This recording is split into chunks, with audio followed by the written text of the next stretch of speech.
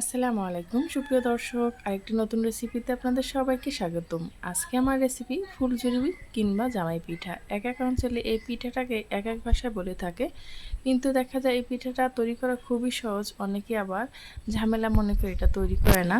আর এরকম বৃষ্টির সময় এরকম মুচমুচে পিঠা কার না খেতে ভালো লাগে বলুন তো। আর বৃষ্টির সময় কিন্তু পিঠা ভাজা পুরি খেতে কিন্তু বেশ ভালো লাগে।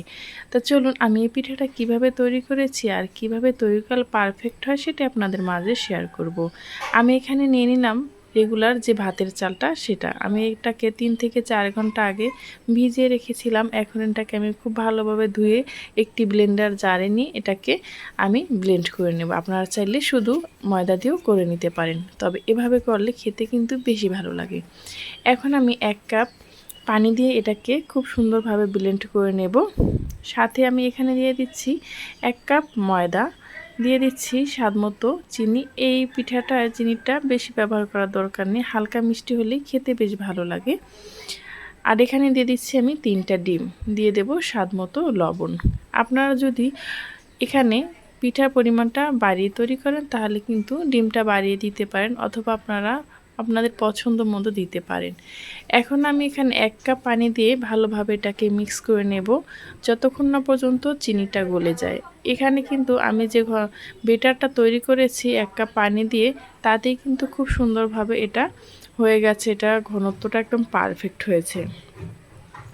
এভাবে হ্যান্ড উইক্স দিয়ে ভালোভাবে মিক্স করে নিতে হবে।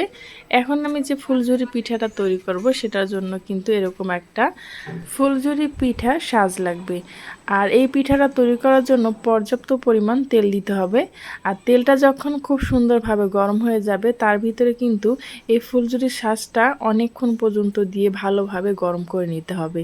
তারপর এভাবেই দেখতে পাচ্ছেন খুব সুন্দরভাবে কিন্তু আলতোভাবে এটা একটু সময় 10 থেকে 5 সেকেন্ড রাখলেই কিন্তু হয়ে যাবে। অবশ্যই খেয়াল রাখতে হবে এই যে ফুলঝুরি পিঠার যে শাঁসটা, এটা কিন্তু ডুবিয়ে ফেলা যাবে না। উপর দিয়ে যে বাকি অংশটা কালা, এটা কিন্তু রেখে দিতে হবে। এটা যদি আপনি ডুবিয়ে ফেলেন তাহলে কিন্তু পিঠাটা বের হবে না। অনেক সময় দেখা যায় অনেকে এই পিঠাটা তৈরি করে শাঁস দিয়ে, কিন্তু এই পিঠাটা ডুবিয়ে ফেলার কারণে এটা কিন্তু আটকে যায় ভিতরে। অবশ্যই এই জিনিসটা ফলো করলে আপনাদের পিঠাও একদম সুন্দর এবং পারফেক্ট হবে। ভাজতে ভাজতে এভাবে করে যেগুলো আগে দেবেন সেটা কিন্তু এভাবে তুলে নিতে হবে।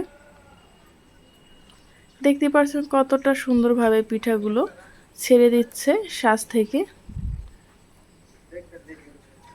এই পর্যায়ে এসে এখনও যারা লাইক দেননি প্লিজ একটি লাইক দিয়ে ভিডিওটি কন্টিনিউ করবেন।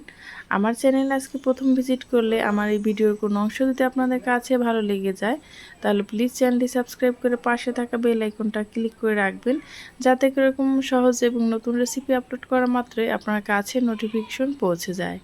এই পিঠাটা আপনি তৈরি করে কিন্তু এয়ারটাইট বক্সেও যদি ভরে রেখে দেন মুচমুচে থাকবে 1 মাস পর্যন্ত। আপনারা কিন্তু বিকেলে চায়ের সাথে এটা খেতে পারেন। বাচ্চারা তো এটা খুবই পছন্দ করে, একদম চিপসের মতো হয় আর খুব সহজেই কিন্তু এটা তৈরি করা হয়। এই তো আমি কিন্তু সবগুলো ফুলঝুরি পিঠা তৈরি করে নিচ্ছি আর আপনাদেরকে একটু সাজিয়ে দেখাচ্ছি বানানোর পর কতটা সুন্দর আর কতটা ইয়াম্মি লাগছে দেখতে।